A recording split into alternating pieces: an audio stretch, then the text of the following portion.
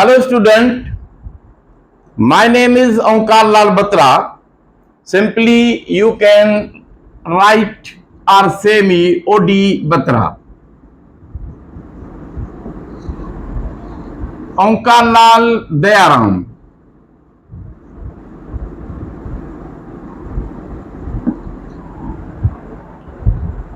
Academy का नाम रखा है हमने डीके अकेडमी।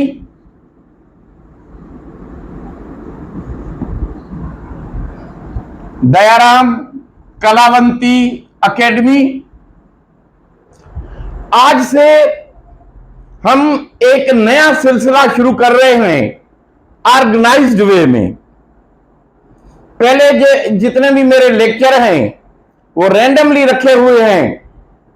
कभी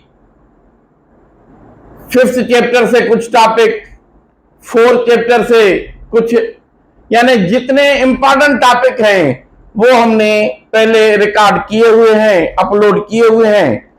लेकिन आज से हम ऑर्गेनाइज्ड वे में अपनी क्लासेस शुरू कर रहे हैं, जिसमें आगे चल के हम ऑनलाइन क्लासेस शुरू करेंगे शाम को 6 बजे, जिसकी फुल कोर्स की फीस ओनली 2000 होगी।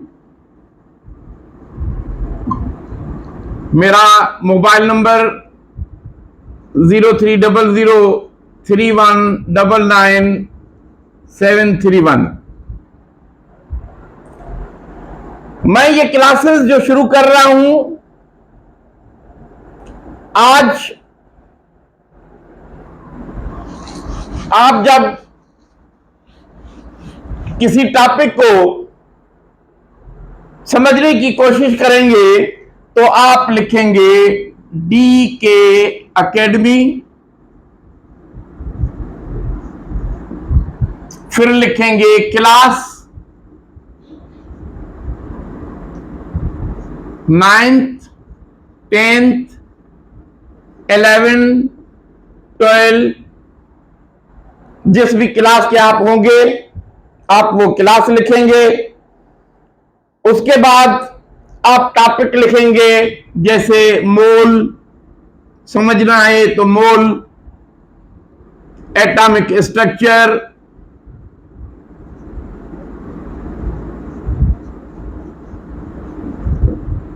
जैसे इलेक्ट्रोनेगेटिविटी, वैलेंसी, इलेक्ट्रॉनिक कॉन्फ़िगरेशन।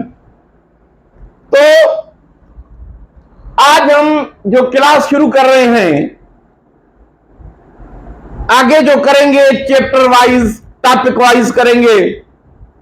और आज हम कर रहे हैं जनरल केमिस्ट्री। जनरल केमिस्ट्री ये है for beginners.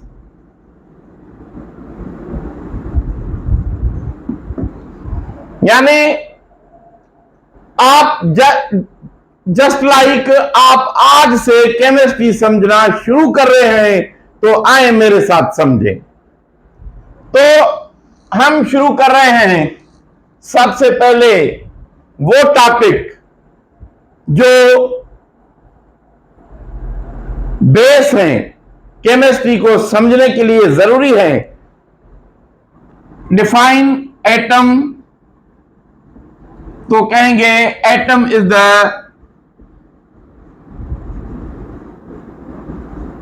Smallest particle of matter.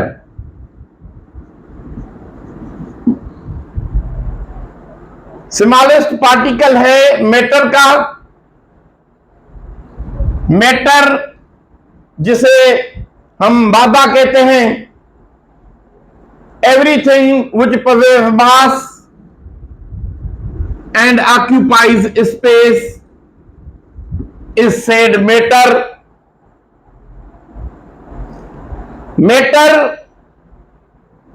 हमें स्टेट में मिल रहा है, जिसकी कॉमन 3 स्टेट हैं। स्टेट और ज्यादा हैं, 4थी स्टेट, 5वीं स्टेट, लेकिन कॉमन 3 स्टेट जो है वो है गैस, लिक्विड, सॉलिड, गैस में hydrogen gas, oxygen gas, nitrogen gas, ammonia gas, chlorine gas, etc. Liquid में water, honey, petrol, diesel, Mobil, ये सब मिल्क, ये सब लिक्विड हैं।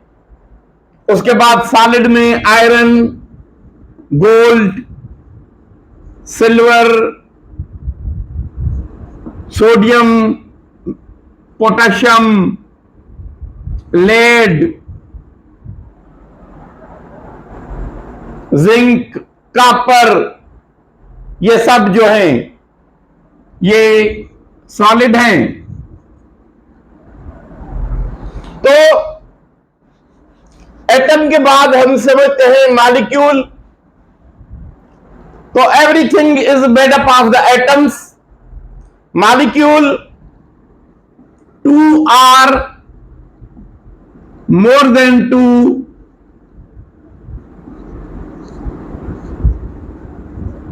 atoms combine to form molecule।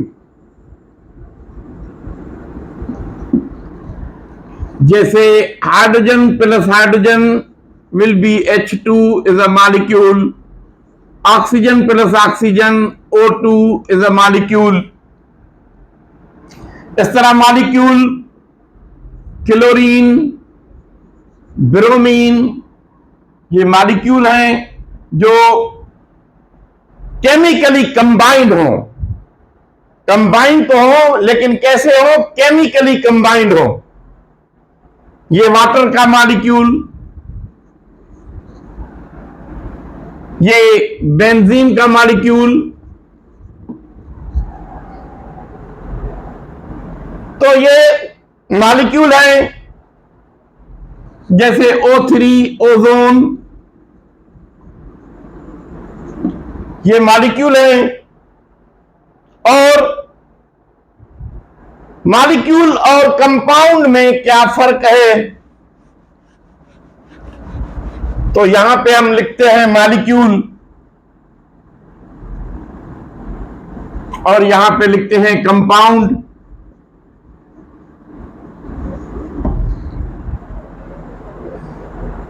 अब कंपाउंड मॉलिक्यूल मोस्टली सेम भी है। एक डिफरेंस है जो हम समझ ले कि हाइड्रोजन को हम मॉलिक्यूल कहते हैं, कंपाउंड नहीं कहते। Made up of two atoms, similar atoms. O2 को मॉलिक्यूल कहते हैं। कंपाउंड का भी वही है जिसमें दो से ज्यादा डिफरेंट एटम जो है वो आपस में केमिकली कंबाइंड हो, डिफरेंट एटम्स। तो ये सेम है, ये मॉलिक्यूल है। ये डिफरेंट है, ये मॉलिक्यूल भी है, ये कंपाउंड भी है। ये H2SO4 ये मॉलिक्यूल भी है, ये कंपाउंड भी है। HNO3 ये मॉलिक्यूल भी है, ये कंपाउंड भी है। ब्रोमीन ये मॉलिक्यूल है लेकिन कंपाउंड नहीं। क्लोरीन ये मॉलिक्यूल है लेकिन कंपाउंड नहीं। तो ये डिफरेंस है इसमें।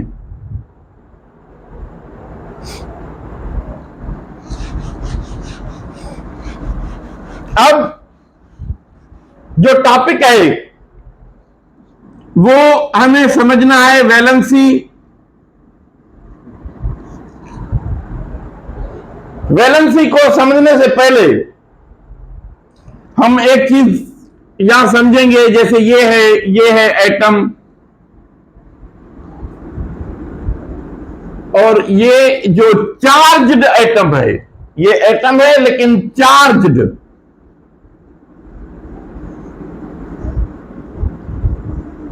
चार्ज्ड एटम जो है उसको हम आयन कह रहे हैं। आयन ये पॉजिटिव है और ये क्लोरीन लिखते हैं यहां पे। जनरली अगर ऐसे लिखें तो ये नेगेटिव है, तो ये पॉजिटिव आयन है और ये नेगेटिव आयन है। अब एटम का अगर स्ट्रक्चर बनाएं तो ये प्रोटॉन, न्यूट्रॉन और बुनियादी तौर पे जो 3 पार्टिकल हैं वो हैं प्रोटॉन, न्यूट्रॉन और इलेक्ट्रॉन। इसमें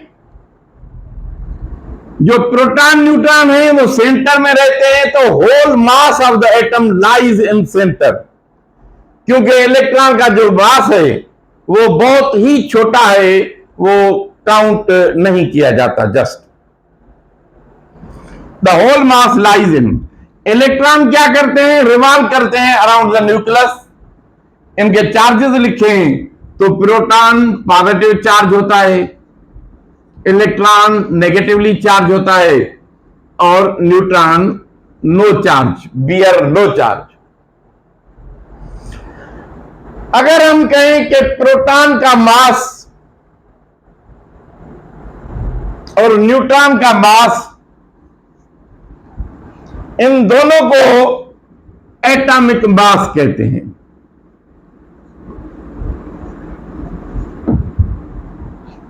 और नंबर ऑफ प्रोटॉन जो है, यानी atomic mass is equal to proton plus neutron.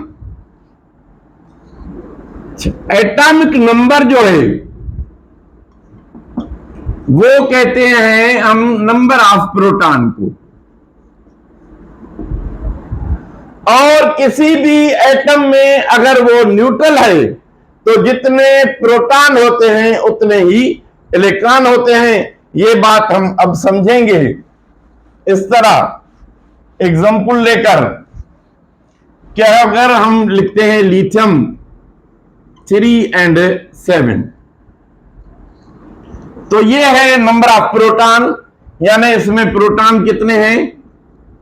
3। अब जितने प्रोटॉन होते हैं उतने इलेक्ट्रॉन होते हैं, तो ये भी है 3।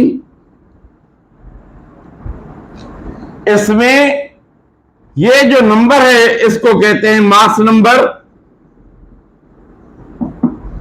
और ये है प्रोटॉन प्लस न्यूट्रॉन। टोटल है 7। इसमें प्रोटॉन का नंबर जो है वो 3 है, तो न्यूट्रॉन का नंबर 4 होगा। ये हो गया 7।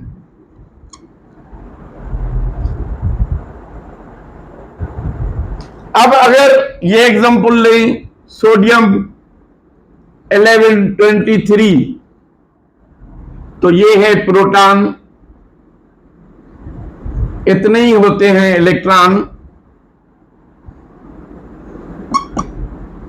अब न्यूट्रॉन जो है ये मास नंबर से निकलेगा, तो प्रोटॉन प्लस न्यूट्रॉन, ये है 11, तो ये हो गया 12, मिलकर बनाएंगे 23, तो ये हो गया न्यूट्रॉन।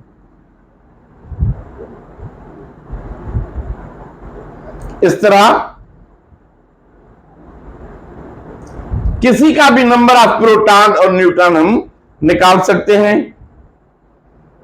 यहां पे एक पॉइंट और समझेंगे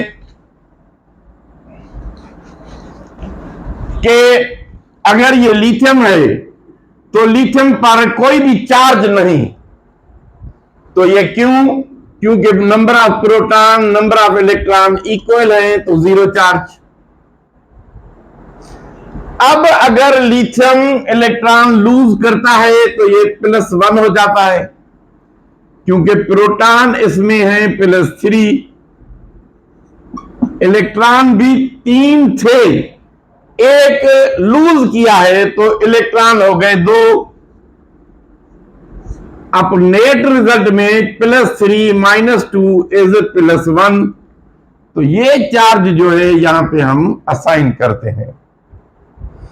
In the very same way, see fluorine, इसके प्रोटॉन हैं 9, इलेक्ट्रॉन भी हैं 9, नेट रिजल्ट 0, तो ये न्यूट्रल है। अब ये हो गया -1, मीन्स गेन 1 इलेक्ट्रॉन, तो प्रोटॉन है इसके +9 और इलेक्ट्रॉन 9 थे, एक गेन किया है -10।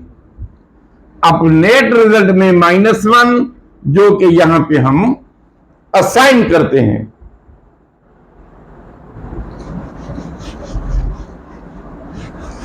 पीरियोडिक टेबल में जितने भी एलिमेंट हैं वो सब नोबल गैसेस जैसा बनना चाहते हैं, क्योंकि नोबल गैसेस हैं स्टेबल। इनकी कॉन्फ़िगरेशन है के शेल में 2 इलेक्ट्रॉन, नियॉन, एल शेल में 8 इलेक्ट्रॉन, आर्गन,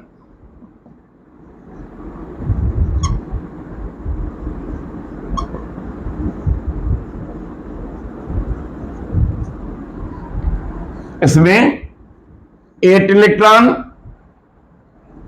क्रिप्टॉन,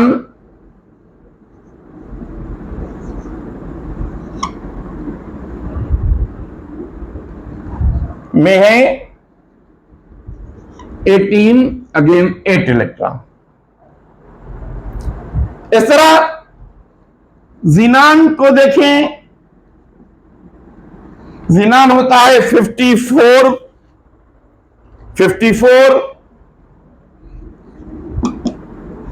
2, 8, 18, 18, 8, कितने हो गए?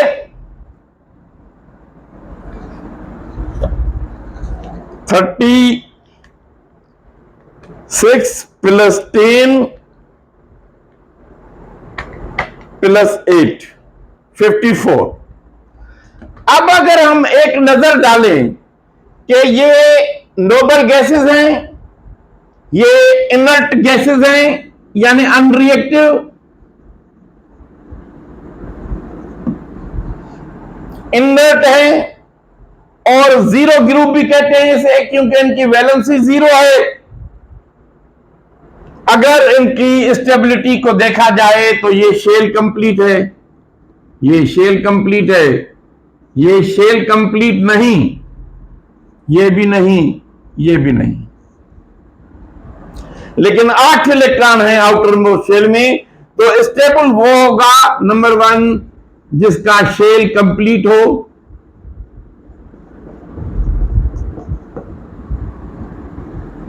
नंबर 2 डबलेट और ऑक्टेट कंप्लीट हो, मोस्टली वी से ऑक्टेट कंप्लीट हो या शेल कंप्लीट हो। तो इस तरह अगर दूसरे एलिमेंट को देखा जाए तो उनके जो इलेक्ट्रॉन हैं उनका एक्सचेंज होता है। जैसे कुछ एलिमेंट अपने आप को स्टेबल बनाने के लिए इलेक्ट्रॉन देते हैं, कुछ एटम इलेक्ट्रॉन लेते हैं, और कुछ एटम आपस में इलेक्ट्रॉन शेयर करते हैं। हम जो मेन जहन में रखेंगे चीज, ये क्यों करते हैं? To be stable. अब देखें, वी स्टार्ट फ्रॉम हाइड्रोजन 1, इसको 1 इलेक्ट्रॉन की जरूरत है टू कंप्लीट द शेल, तो हाइड्रोजन की वैलेंसी 1 होती है। अब क्योंकि इक्वल अपॉर्चुनिटी है तो ये प्लस भी होती है, माइनस भी होती है। अब देखें, HCl में ये प्लस है, ये माइनस है, लेकिन NaH में हाइड्रोजन माइनस नेचर में है, ये प्लस में है। तो हीलियम 2 शेल कंप्लीट है, 0 वैलेंसी।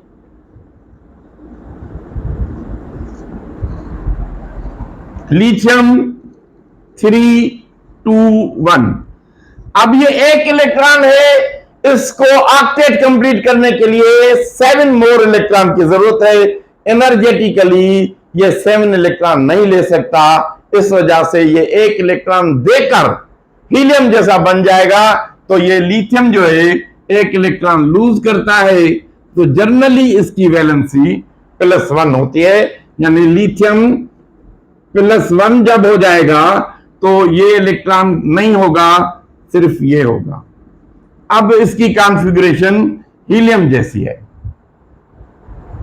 यानी स्टेबल होने के लिए ये नोबल गैसेस जैसा जो है बनना चाहते हैं। अब बेरिलियम 4 इलेक्ट्रॉन 2 ये 2 इलेक्ट्रॉन दे के इसकी जनरल वैलेंसी +2 है। बोरान 5 इलेक्ट्रॉन 2 3 ये 3 इलेक्ट्रॉन देता है, इसकी जनरल वैलेंसी +3 है। कार्बन 6 2 और 4। अब इक्वल अपॉर्चुनिटी है कि 4 इलेक्ट्रॉन या तो ये देगा या लेगा या शेयर करेगा, व्हाट्सएवर। तो इसकी वैलेंसी 4 होती है जनरली, लेकिन ये प्लस भी होती है माइनस भी होती है। अब हम लेंगे एग्जांपल, जैसे लिथियम का हम लें तो ये लिथियम फ्लोराइड बनाता है -1 +1, ये लिथियम क्लोराइड बनाता है -1 +1। Beryllium chloride +2 -1, net result must be 0, यानी -2 +2 0। अब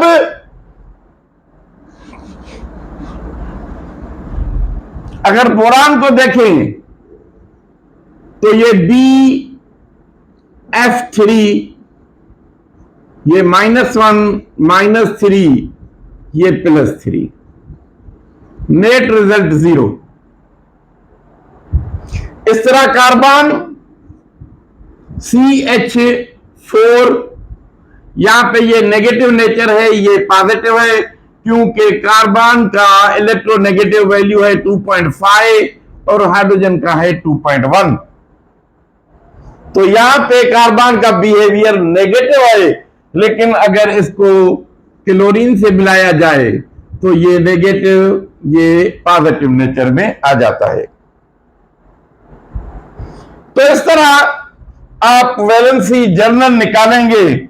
एक्सेप्शंस है इसमें, लेकिन जनरल वैलेंसी को समझना जरूरी है। किसी भी सूरत में आपको केमिस्ट्री आ ही नहीं सकती अगर आपको वैलेंसी ना आए तो।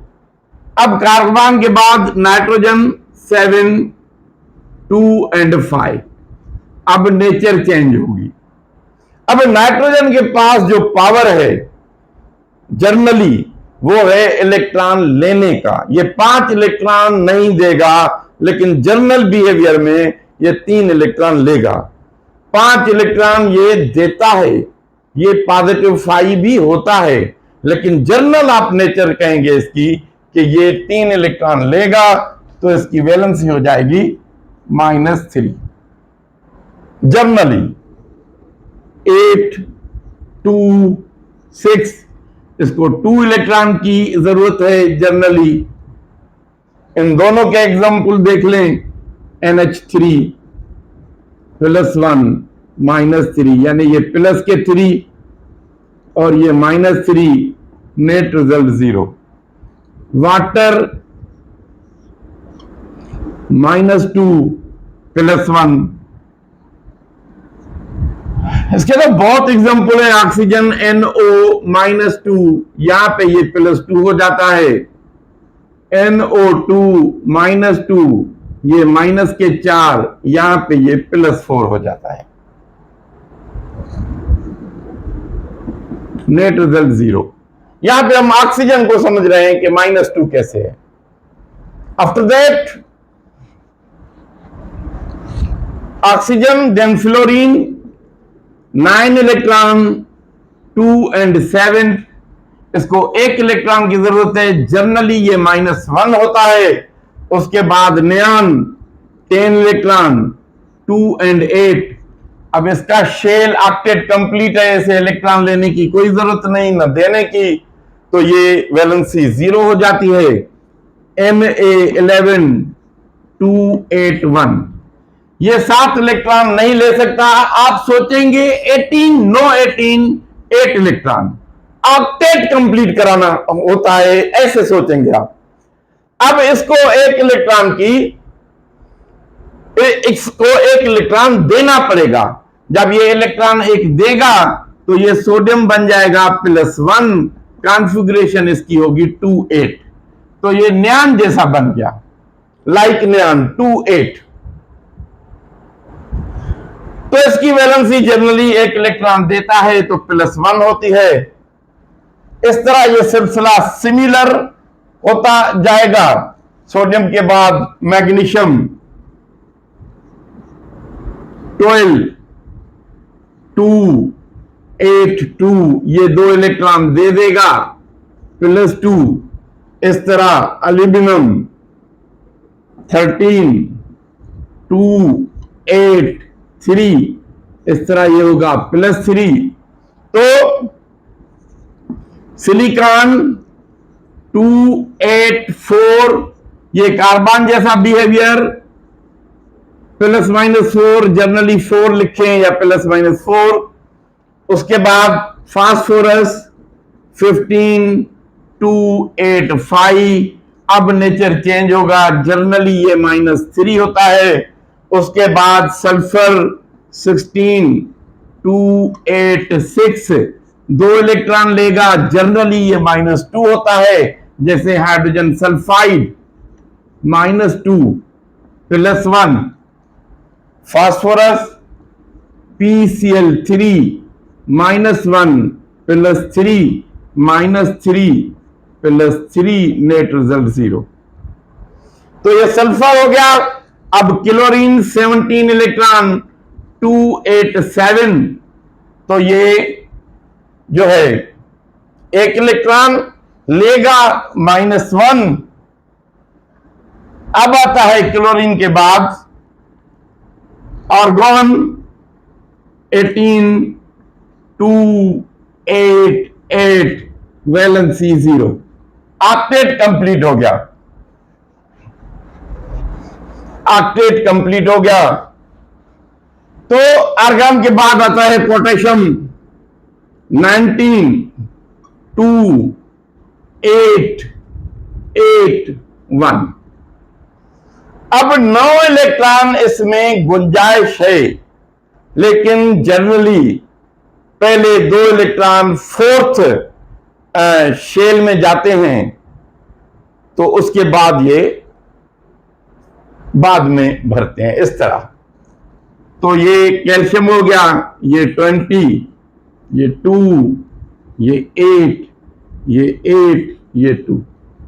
ये 1 इलेक्ट्रॉन देगा +1, ये 2 इलेक्ट्रॉन देगा +2, जैसे पोटेशियम क्लोराइड।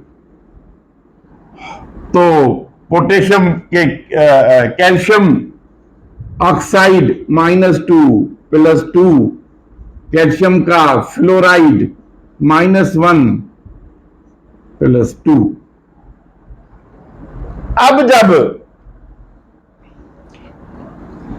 स्कैंडियम भरेंगे 21, तो ये होगा 2 8 2, अब ये वापस 9। इस तरह नेक्स्ट में ये 10 हो जाएंगे। इस तरह बढ़ते बढ़ते जिंक में 30 2 8 2, एंड ये हो गए 18, यानी 2 8 10 28 2। तो ये 2 इलेक्ट्रॉन जो है 4th में जाते हैं, ये हम समझेंगे सब एनर्जी लेवल में। इस तरह ये फिलिंग होती है।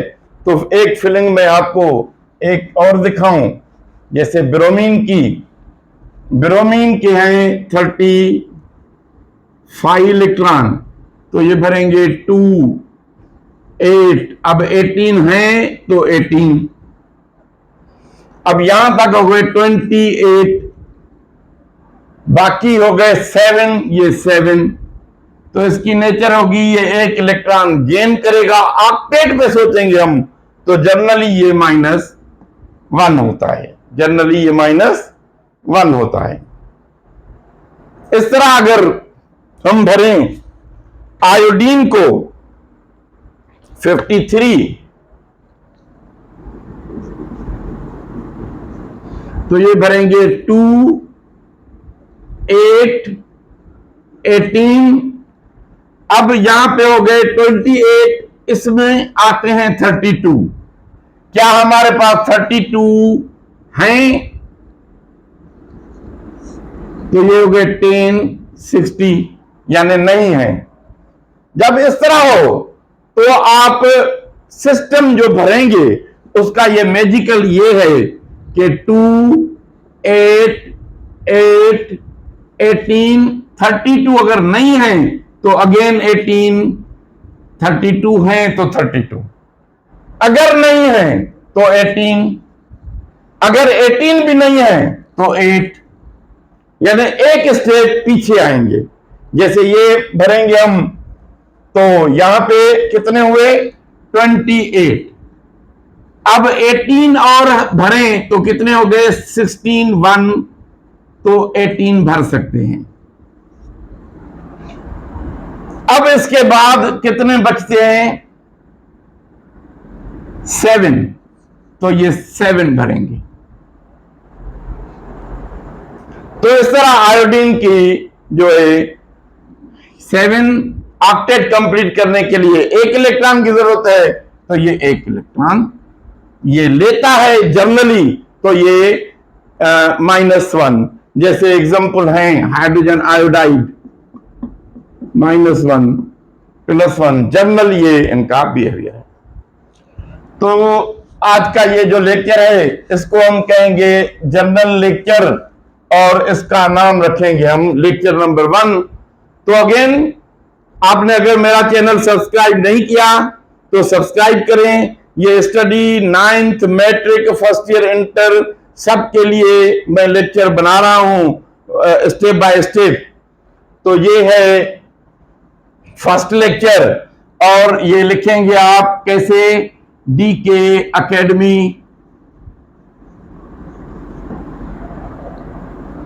और लेक्चर नंबर 1 क्लास लिखेंगे हम, क्लास 9th 11th के लिए, ये तो मैट्रिक और फर्स्ट ईयर के लिए भी है, इंटर के लिए भी है, ये जनरल केमिस्ट्री है।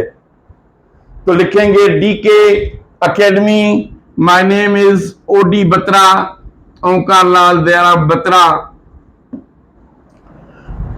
तो आप ये केमिस्ट्री मेरे साथ समझना शुरू करें, मेरे चैनल को सब्सक्राइब करें ताकि आपको हर बनने वाली वीडियो मिलती रहे।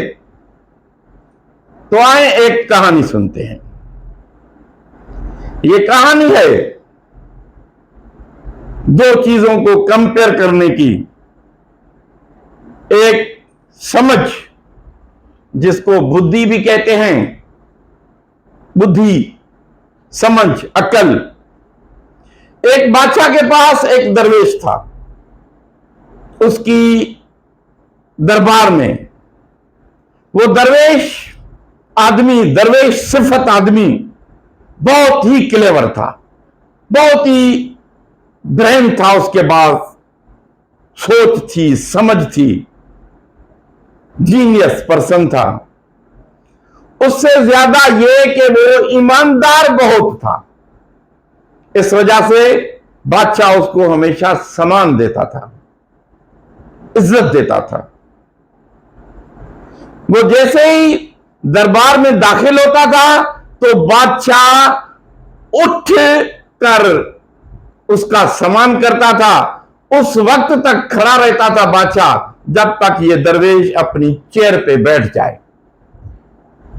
एक दिन बादशाह ने दरवेश से पूछा कि मेरा एक मसला हल करो। क्या? अकल बहुत बड़ी चीज है या ईमानदारी बहुत बड़ी चीज है? तो दरवेश ने कहा कि इसका जवाब मैं आपको सोच के दूंगा।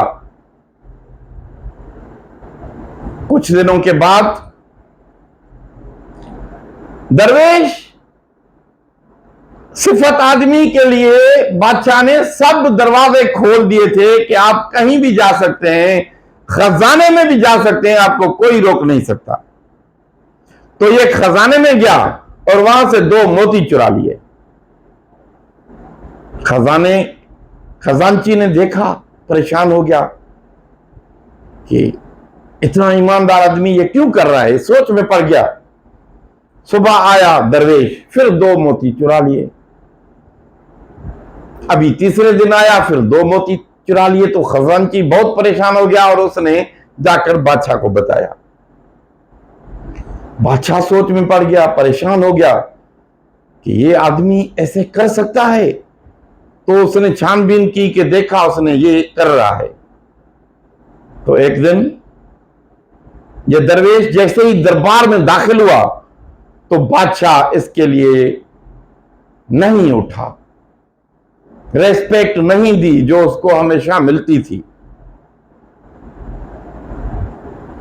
और दरवेश से पूछा, क्या आप मोती चुराते हैं खजाने से?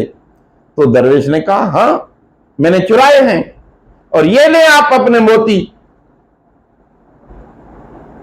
तो बादशाह ने कहा कि अगर आपको मोती चुराने थे तो आप वापस क्यों कर रहे हैं? बादशाह को दरवेश आदमी ने कहा कि मुझे आपके सवाल का जवाब देना था। आज भी मेरे पास अकल उतनी है जितनी पहले थी, लेकिन आपकी नजर में पहले मैं ईमानदार था तो आप मेरा सम्मान करते थे, इज्जत देते थे। आप जब से आपने ये देखा है कि मैं बेईमान हूं तो आप मेरी इज्जत आज आपने नहीं की, मुझे सम्मान नहीं दिया, मुझे इज्जत नहीं दी। तो समझ जाएं कि ईमानदारी अकल से भी ज्यादा है। क्योंकि अगर अकल है, ईमान नहीं है, तो आप तो अपने वतन को ही बेच देंगे। हिटलर के पास दिमाग था, अब इतना दिमाग था कि वो एक तकरीर में पूरी जर्मन को तैयार करके गया कि हमें दुनिया से लड़ना है, और उसके ईगो ने उसको खुद मरवा दिया, जर्मन कौम को मरवा दिया, पूरी दुनिया में जो है वो जंग छेड़ दी और पूरी दुनिया में लाखों करोड़ों इंसानों को मरवा दिया। तो अकल ज्यादा होने का मकसद यह है कि उसमें ईमानदारी भी हो, सच्चाई भी हो। अगर वो नहीं होगी तो आप अकलमंद होंगे लेकिन करप्ट होंगे, तो ये तो बहुत बुरी बात हो गई। तो अकलमंद भी जरूरी है, लेकिन उससे ज्यादा है ईमानदार हो।